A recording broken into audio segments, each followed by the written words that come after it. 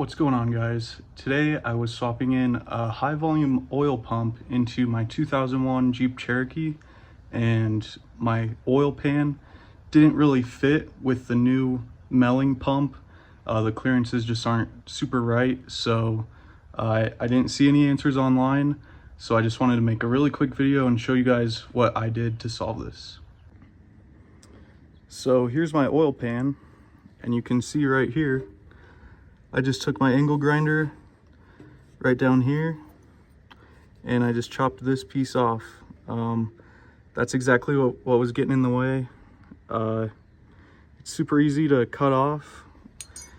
Just make sure you don't go too deep, go through your oil pan. That would really suck. But worst case, you could just buy a new one. But I think some of these newer models have this little thin sheet here, and that's what gets in the way of those high volume oil pumps. And of course, you know, I took brake clean and wiped it out real good so that there's no metal shavings in there.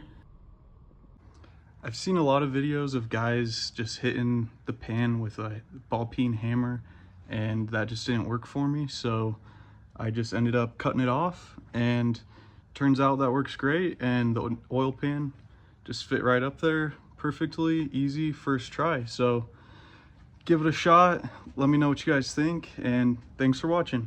See you next time.